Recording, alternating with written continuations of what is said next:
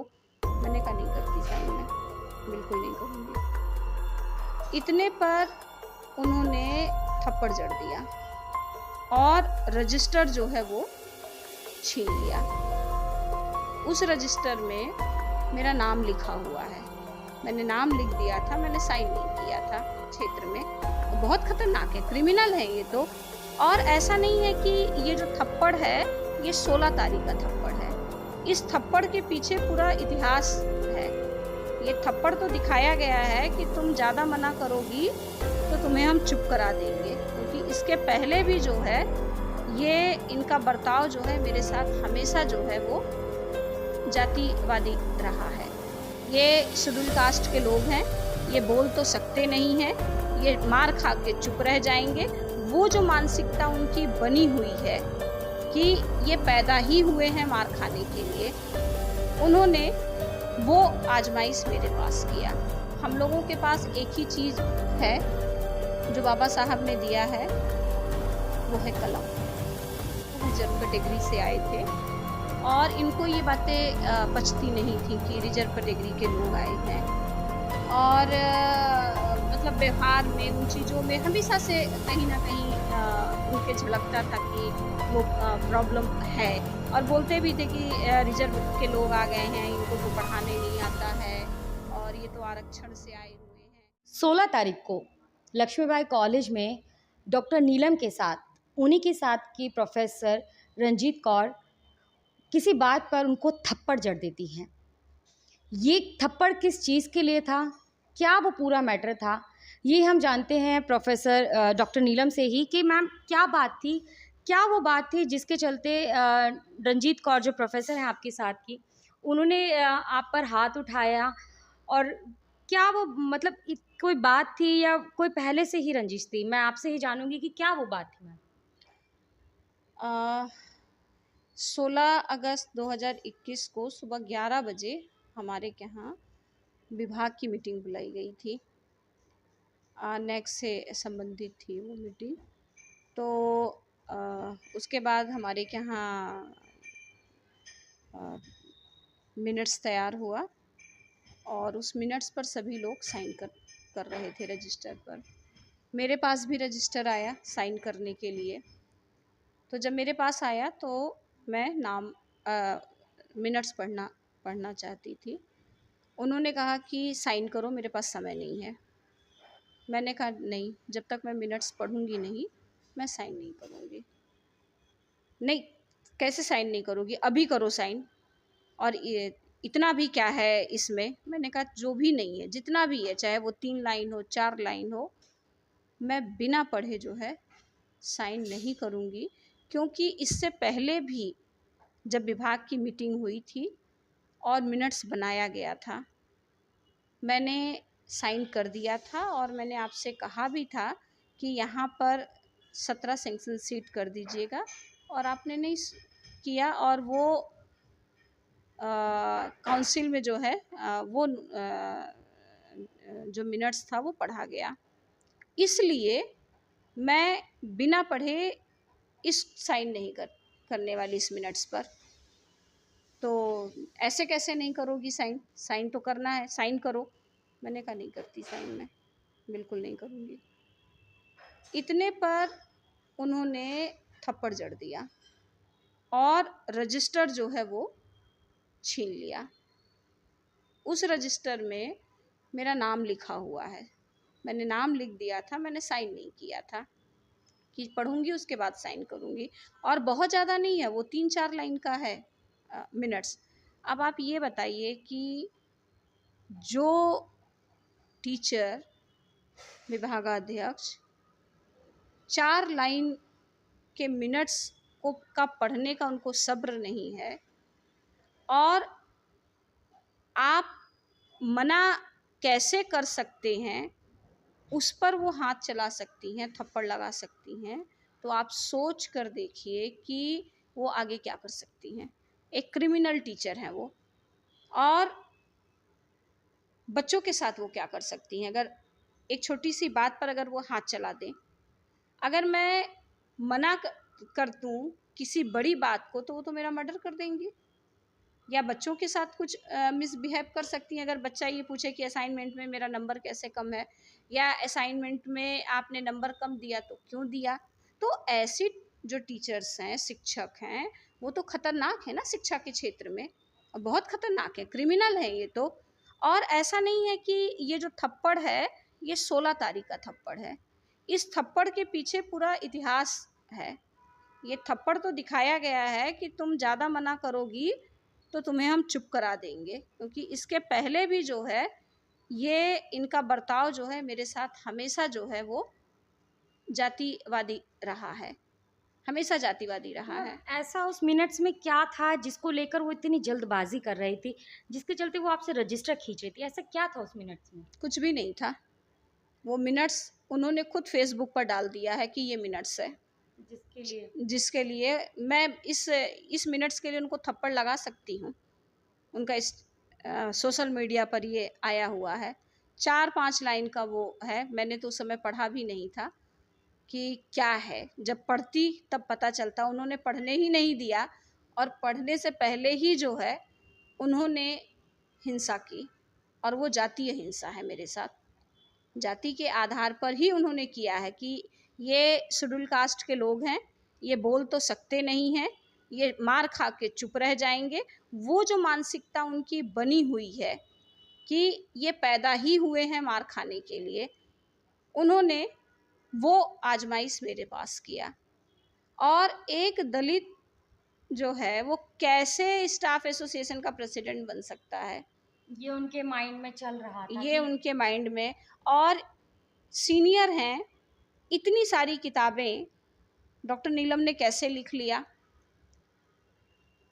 और दलित है तो कैसे लिख लिया, क्योंकि ज्ञान का ठेका उन्होंने ही ले रखा है, उन्हीं के पास सारा ज्ञान का ठेका। मैं ज्ञान का ठेका इसलिए भी कह रही हूँ कि हमारे पास, हम लोगों के यहाँ सेक्शन होते हैं कि उसी सेक्शन में आप भी पढ़ा रहे हैं, अलग अलग टॉपिक है और हम भी पढ़ा रहे हैं। विद्यार्थियों से जाकर वो बोलती थी कि नीलम मैडम की किताब मत पढ़ना, वो ख़राब है। नीलम मैडम कैसा पढ़ाती हैं, अच्छा देखें, उन आपका नंबर ज़्यादा आता है या मेरा पढ़ाए विषय में नंबर ज़्यादा आता है या नीलम मैडम के। यहाँ तक कि जो मेरा पब्लिशर था, उनका भी वर्जित कर दिया गेट के अंदर आना कि ये नीलम मैडम का पब्लिशर है, उनके यहाँ से किताब छपी है इसलिए वो कॉलेज नहीं आ सकता है। ये सब जानते हैं इस बात को, जबकि दूसरे सब्जेक्ट के पब्लिशर आते थे, लेकिन नीलम मैडम का पब्लिशर प्रवेश नहीं कर सकता है। तो ये उनके माइंड में बहुत पहले से चल रहा था कि स्टूडेंट्स को जाकर पूछना कि आप वो कैसा पढ़ाती हैं, उनकी किताबें मत पढ़िए, पब्लिशर का कॉलेज में बैन करो। ये मैम, ये कब से चला आ रहा था? आपको कब पता चला ये सारी चीज़ें? ये काफ़ी दिनों से चल रहा था, लेकिन देखिए, हम लोगों के पास एक ही चीज़ है जो बाबा साहब ने दिया है, वो है कलम। कलम से बढ़कर कोई ताकत नहीं है। दूसरी चीज़ कि आप हमेशा पढ़ते रहिए, ये उन्होंने संदेश दिया, शिक्षित बनिए आप। जब हम शिक्षित ही नहीं बनेंगे तो हम कुछ नहीं कर सकते हैं। तो मेरा ये था कि ठीक है, वो बोल रही हैं, बोलने दीजिए, कोई बात नहीं भाई, मेरा जो काम है वो मैं कर रही हूँ, आपका जो काम है आप करिए। थप्पड़ तो मैं भी जड़ सकती थी बहुत साल पहले ही उनके मुंह पर कि आपकी हिम्मत कैसे हुई ये चीज़ बोलने की।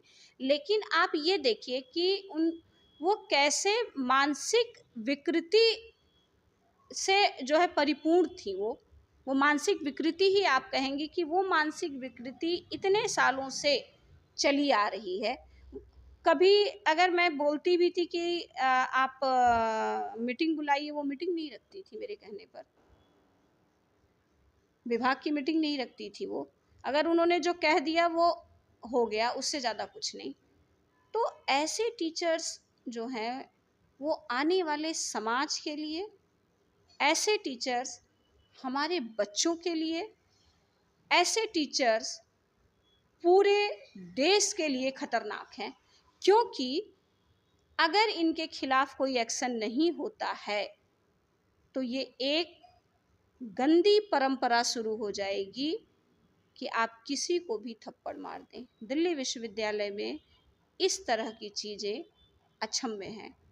और 16 तारीख की घटना दिल्ली विश्वविद्यालय के सभी टीचर कह रहे हैं कि काले दिवस के रूप में मनाना चाहिए, क्योंकि वो काला दिवस है और ऐसे टीचर्स को सख्त से सख्त सज़ा मिलनी चाहिए, जो अभी तक तो फ़िलहाल नहीं मिली है, जबकि आज 20 तारीख हो चुकी है। मैम आपको कब ऐसा लगा कि जो प्रोफ़ेसर हैं उन्होंने आपके साथ मिसबिहेव किया, या आपको लगा कि ये मेरे साथ कुछ इस तरह का जातीय भेदभाव ये कर रही हैं? आपको कब महसूस होने लगा ये सारी चीज़ें? जब हमने ज्वाइन किया था 2007 में, तब से ही ये था। तभी से ही? तभी से ये सारी चीज़ें चल रही थी कि हम लोग की पोस्ट, हम लोग 3 लोग रिजर्व कैटेगरी से आए थे और इनको ये बातें पचती नहीं थी कि रिजर्व कैटेगरी के लोग आए हैं। और मतलब व्यवहार में, उन चीज़ों में हमेशा से कहीं न कहीं उनके झलकता था कि वो प्रॉब्लम है, और बोलते भी थे कि रिज़र्व के लोग आ गए हैं, इनको तो पढ़ाने नहीं आता है और ये तो आरक्षण से आए हुए हैं। सामने नहीं, लेकिन किसी और को ये हमेशा बोलते थे और हम लोगों ने बोलते हुए सुना भी। लेकिन वही है कि आपका जो काम है आप करो, हमारा जो काम है हम करेंगे। मतलब 2007 में ही आपके साथ ये वाला जातीय भेदभाव शुरू हो गया था? शुरू था और रीज़न यही था क्योंकि मैं जेएनयू से थी और मुझे समझ नहीं आता है कि वो बात-बात में बोलते भी थे कि ये जेएनयू वाले हैं। तो क्योंकि हम बोलते थे, तो वही है ना कि अगर आप नहीं बोलोगे तो आपके साथ जातीय दुर्व्यवहार नहीं होगा। अगर आप बोलोगे तो आपके साथ व्यवहार होगा, ये तो जग ज़ाहिर हैं चीज़ें। और इनको प्रॉब्लम इसलिए भी बहुत ज़्यादा होती है क्योंकि पूरे कॉलेज में ये चीज़ पता है, सबको पता है कि बाबा साहब को जो है वो नीलम के ज़हन में बसते हैं। और यही कारण है कि मेरे कॉलेज में कभी भी अम्बेडकर जयंती नहीं मनाई जाती थी। 2016 में सबसे पहले मैंने जो है अम्बेडकर जयंती मनाना शुरू किया। तो मैम उसका विरोध हुआ था या वो शांतिपूर्ण तरीके से बन गई? विरोध उस तरह से नहीं हुआ, पर ये लोग आए नहीं। तो वो एक तरह का विभाग विरोध। के लोग, जबकि विभाग के थ्रू हुआ, लेकिन विभाग में ये नहीं आए। और पहली बार जो है मैंने कॉलेज में लड़कर अंबेडकर समिति गठित करवाई प्रिंसिपल से वो करके। उसके बाद जो है पहली बार अंबेडकर की तस्वीर मैंने ऑफिस में प्रिंसिपल ऑफिस के यहाँ लगवाई। अंबेडकर की तस्वीर मैंने अपने हिंदी विभाग में लगाई, जिसको लेकर मुझे शर्म आती है कि मतलब कि जो हमारे संविधान निर्माता हैं उसके बारे में ऐसे बोला जाता है कि नीलम ने हिंदी विभाग को अछूत बना दिया है। सिर्फ एक तस्वीर भर लग जाने से हिंदी विभाग अछूत हो गया। अछूत हो गया। ये मानसिकता प्रोफेसर्स की है। प्रोफेसर्स की हैं आज भी। आज ये भी। मानसिकता है, आप सोच कर देखिए। तो आप खुद समझ सकते हैं कि चीज़ें कैसे आती हैं आपके साथ और मानसिक टॉर्चर कैसे आपको किया जाता है। हो सकता है कि बहुत सारे लोग टूट भी जाते हैं, शांत हो जाते हैं, लेकिन मैं कभी टूटी नहीं और हमेशा हक की लड़ाई लड़ती रही। मैं अपने कॉलेज में हमेशा रोस्टर को लेकर लड़ती रही हूँ, मैं हमेशा आरक्षण को लेकर लड़ती रही हूँ। हिंदी विभाग में वर्कलोड को लेकर जो आवाज़ उठती थी, वो पहली आवाज़ होती थी नीलम की। और लोग बोलते भी थे मुझसे कि तुम्हें क्या पड़ी है, तुम्हारे विभाग से तो एक टीचर भी नहीं बोलता है, तुम ही को क्या पड़ी है कि तुम जो है बोलती रहती हो कि हमारा जो है वर्कलोड ख़त्म हो गया तो नहीं ख़त्म होना चाहिए, उसके लिए लड़ती हो। एडहॉक एक भी हमारा निकलना नहीं चाहिए, हमेशा उसकी लड़ाई जो है मैं लड़ती रही हूँ। तो ये सारी चीज़ें उनको हजम नहीं होती हैं कि हम हमारे दिमाग में बना होता है ना कि दलित है तो ये बोल कैसे सकता है। ठीक है, तुमको नौकरी मिल गई आरक्षण से, तुम भाई नौकरी करो, अपने घर जाओ, अपने बीवी बच्चों को अपने बाल बच्चों को देखो, औरत हो तो पति को देखो और पति हो तो पत्नी को देखे, अगर मेल है तो आपको मालूम ही है। मानसिकता जो बरकरार है कि आप बोल नहीं सकते हो, आप नौकरी करो और अपने घर जाओ, बस इतना। बोलने वाला, बोलोगे तो मार दिए जाओगे। मेरी कविता की लाइन भी है कि जब बोलोगे तो तुम मार दिए जाओगे, काट दिए जाओगे। तो वही हश्र मेरे साथ 16 तारीख को हुआ। मैम आपने बोला कि जब आपने अपने विभाग में बाबा साहेब की तस्वीर लगाई, तो क्या मैम वो तस्वीर तो आपने बता दें कि बोला गया कि विभाग को अछूत कर दिया। मैम कभी आपके साथ खाने या पीने को लेकर इस तरह का व्यवहार? डॉक्टर रंजीत कौर आज तक मेरे टिफ़िन का खाना नहीं खाई हैं। आज तक नहीं खाई? आज तक मेरे टिफ़िन का खाना नहीं खाई हैं। और बाकी साथी अब जो? बाकी साथियों का खाई हैं या नहीं, पर मुझे अपना पता है कि उन्होंने मेरे टिफ़िन से तो आज तक खाना नहीं खाया है। और ना मेरे पास बैठते हुए वो सहज महसूस करती हैं। बैठने में भी सहज वो महसूस मेरे साथ बैठने में, अब वो रीज़न उनका जो भी हो, पर वो मेरे साथ बैठने में सहज महसूस नहीं करती हैं। और मैम जब आपने वो तस्वीर लगाई थी बाबा साहेब की, तब मतलब लोगों ने आपने बता दें कि कहा कि विभाग को अछूत कर दिया है। आप उस टाइम पे क्या महसूस कर रही थी कि सिर्फ़ एक तस्वीर भर मतलब क्या तस्वीर? बिल्कुल नहीं। लोगों में जो आपस में बातचीत होती थी, वो बातचीत ये भी होती थी कि अगर नीलम ना लगाई होती, अगर कोई और लगाता तो इस तस्वीर को अब तक उठाकर 2 मिनट में फेंक दिया गया होता बाहर। मैंने डंके की चोट पर कहा था, अगर किसी ने भी इस तस्वीर को हाथ लगाया, तो मुझसे बुरा कोई नहीं होगा। ये लाइन थी मेरी। मैंने कहा अगर इस तस्वीर को किसी ने हाथ लगाया तो। मैम तस्वीर भर से क्या, मैं आपसे जानना चाहूँगी क्या तस्वीर में ऐसा क्या था? बाबा साहेब ने देश का संविधान लिखा, महिलाओं के हक की लड़ाई लड़ी, उन्होंने बहुत सारी चीज़ों कानून पर उन्होंने काम किया है। तो एक तस्वीर भर से विभाग अछूत हो गया, नीलम ने नहीं लगाया होता, किसी और ने लगा दिया होता, ये तस्वीर आज बाहर फेंक दी होती। किस तरह की मानसिकता है मैम ये? भई बाबा साहब ध्यान दीजिएगा, पहले वो दलित हैं, उनकी पहचान ही दलित में कर दी गई है। अगर शायद बाबा साहब की जगह कोई सवर्ण होते, तो जो नाम उनका होता, जो पहचान होती, आप सोच सकते हैं, मतलब उसका अंदाज़ा नहीं लगा सकते हैं। लेकिन हमारे देश का संविधान लिखने वाले डॉक्टर अंबेडकर को आज भी हम उसी जातीय फ्रेम में फिट करके देखते हैं। उस फ्रेम से उनको हम बाहर ही नहीं निकाल पा रहे हैं, और उनको निकालने का काम भी जो है विदेशों में शुरू हुआ। हम सबसे पहले क्या कहते हैं कि ये दलित हैं। देश का संविधान देने वाले को हम कहते हैं दलित है, जबकि सिर्फ बाबा साहब एक दलित नेता नहीं थे। उन्होंने, सबको पता है, महिलाओं के लिए काम किया, और एक ऐसा व्यक्ति कि जब हिंदू बिल कोड पास नहीं हुआ, अपना पद त्याग दिया। आप सोचिए आज का कोई नेता पद नहीं त्यागता है। अगर शायद बाबा जैसे लोग हो जाएं तो ये देश सुधर जाए। हमारा इतना सुंदर देश आप सोचिए कि कहाँ जा रहा है। उन्होंने मजदूरों के लिए नहीं किया, उन्होंने किसके लिए नहीं किया। अर्थव्यवस्था की आप पूरी लिस्ट उठाकर देख लीजिए, तो ऐसा नहीं है कि उन्होंने सिर्फ हम दलितों को ही आरक्षण दिलाया। लेकिन वो एक फ्रेम सेट हो गया कि बाबा साहेब हैं तो पहले वो दलित हैं, हाँ, और वो उसी कैटेगरी में ही रहेंगे। बिल्कुल उसी। और मतलब मुझे आश्चर्य होता है कि हमारा कॉलेज जो है वो महिला कॉलेज है, वहाँ पर तो ये बात भी वो बोलते हैं ना, नागवारा गुजरती है कि अंबेडकर जयंती मनाई जा रही है, जबकि हमें सबको मालूम है कि मैटरनिटी लीव भी उन्हीं की देन है। उन्हीं की देन है। आज हम जो पुरुषों के बराबर पैसा पा रहे हैं नौकरी करके, उन्हीं की देन है। अगर बाबा साहब ये रूल ना लाते कि पुरुष और स्त्री का जो वेतन होना चाहिए वो बराबर होना चाहिए, वरना एक ही कॉलेज में पुरुष 1 लाख रुपए पाता और हम 50,000 रुपए पाते। हमारे काम को कितना दोयम दर्जे का माना जाता था।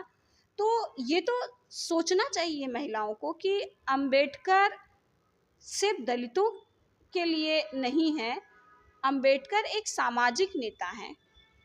उन्होंने महिलाओं के हक के लिए लड़ाई लड़ी है, और मैं आपको बता दूं, जिस तरह से मैम ने बताया कि उनकी एक तस्वीर भर लगने से विभाग अछूत हो गया, तो सोचिए ये कौन सी मानसिकता है जो 21वीं सदी में अभी तक कायम है। मैम, जब आपके साथ ये घटना घटी, तब कितने लोग थे आपके सपोर्ट में? कितने लोगों ने आपको कहा कि नहीं हम आपका साथ देंगे, और कितने लोग थे कि नहीं, हाँ ठीक है, ये तो नॉर्मल चीज़ें हैं? जिस समय ये घटना घटी उस समय विभाग के 13 टीचर थे।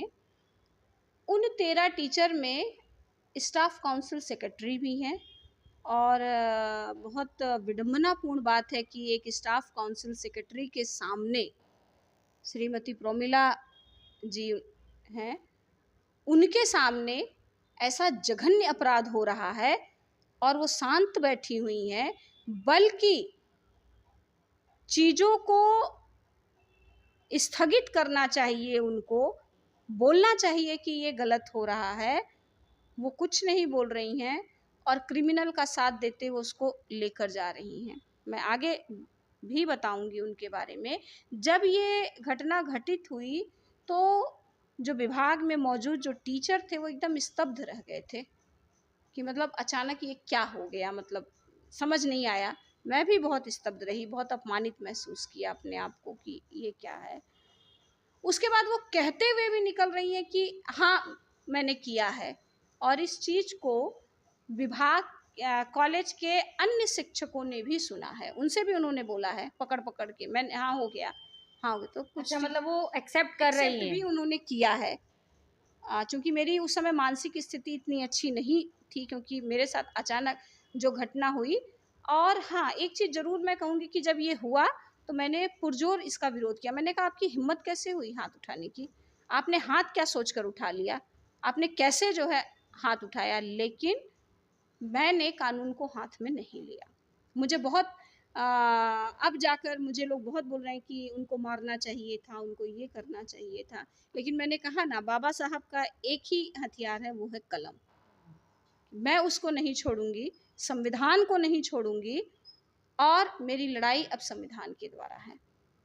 और ये न्याय की लड़ाई है, सामाजिक न्याय की लड़ाई है, दिल्ली विश्वविद्यालय के सभी टीचर्स की ये लड़ाई है कि ऐसा जो आपराधिक काम हुआ है, आपराधिक है, हिंसात्मक है, क्रिमिनल टीचर हैं वो, तो उनको हमें न्याय दिलाना है। ये अब मेरी लड़ाई नहीं है, ये सबकी लड़ाई है। ये हमारे समाज की लड़ाई अब बन चुकी है कि अगर आप अब इस तरह से करोगे तो हम आपकी तरह जानवर नहीं बनेंगे, हम आपकी तरह जानवर नहीं बनेंगे, लेकिन हम कानून के द्वारा आपको सज़ा ज़रूर दिलवाएँगे। मैम, आपने बात की कि और भी स्टाफ था वहाँ पर। जो डीन हैं, उन्होंने आपका किस तरह से सपोर्ट किया? उन्होंने आपको किस तरह से समझा कि ये घटना सडन हुई थी या कोई पहले से चीज़ें थी, ये उस दौरान हुई?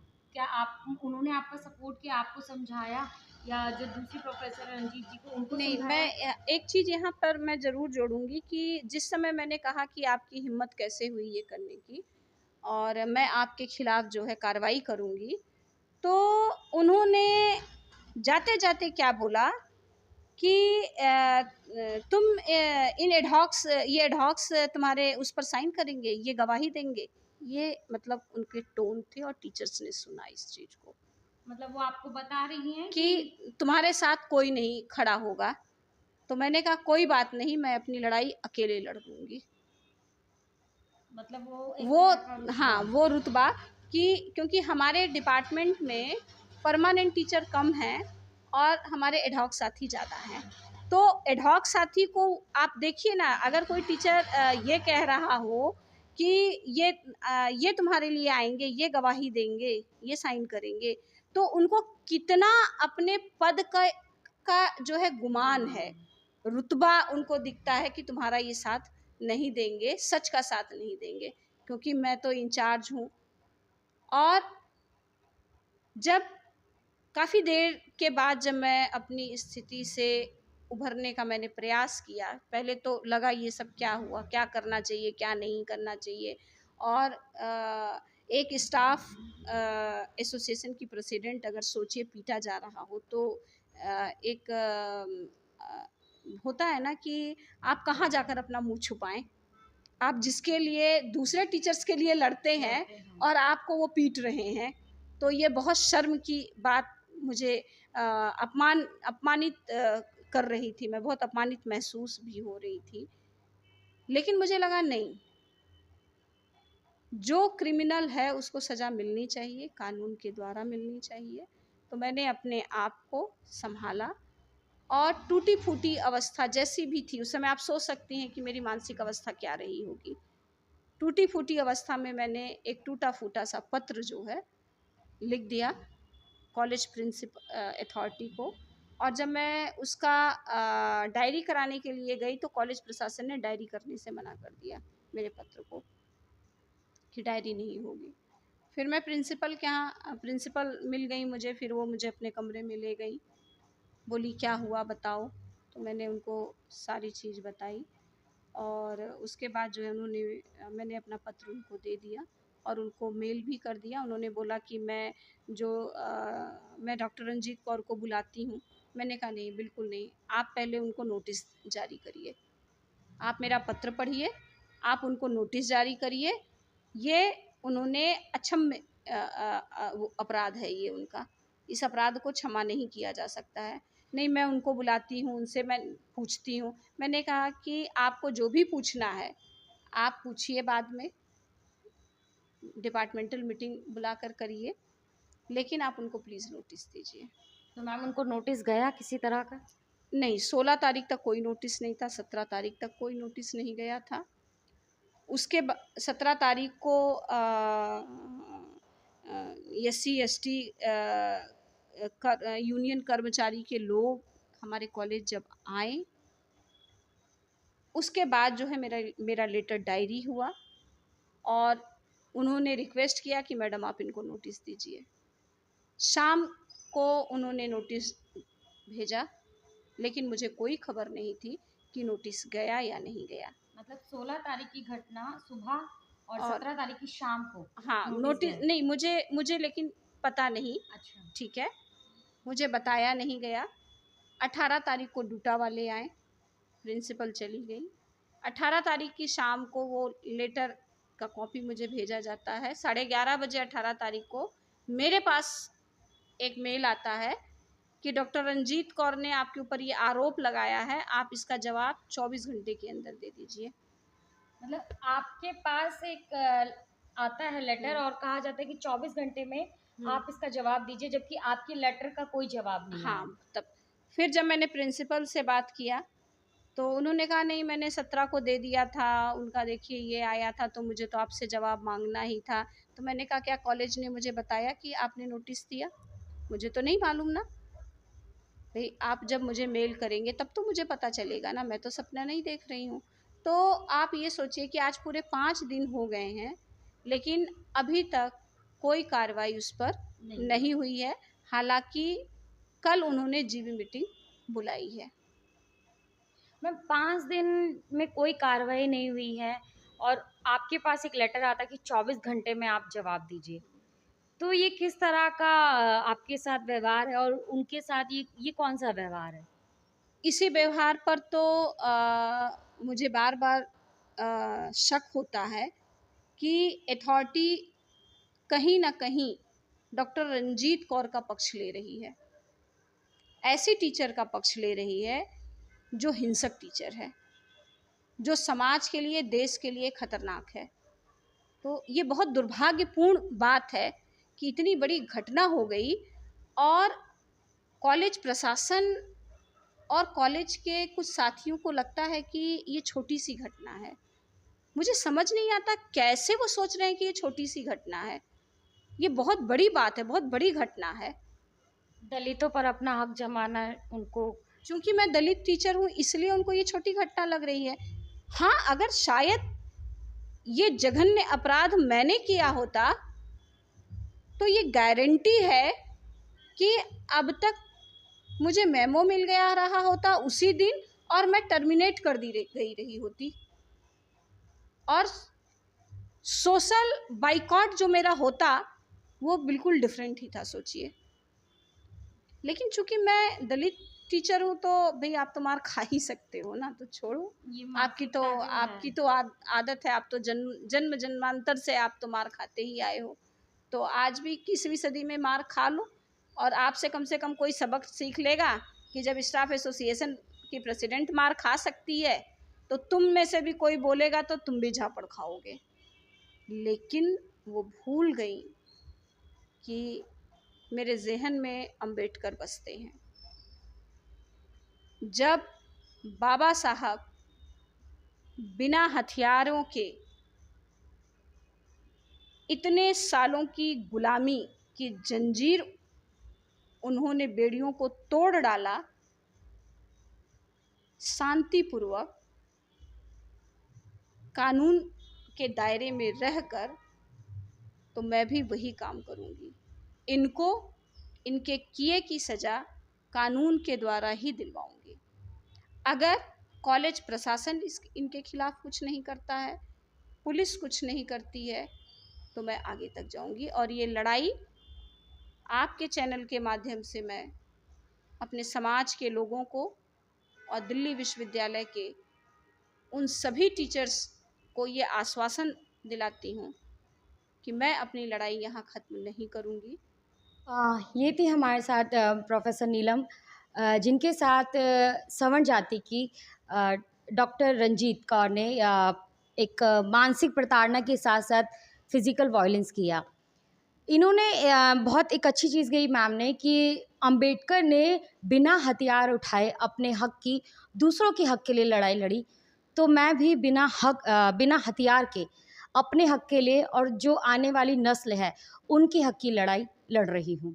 बबीता गौतम के साथ आप देख रहे हैं द मूक नायक।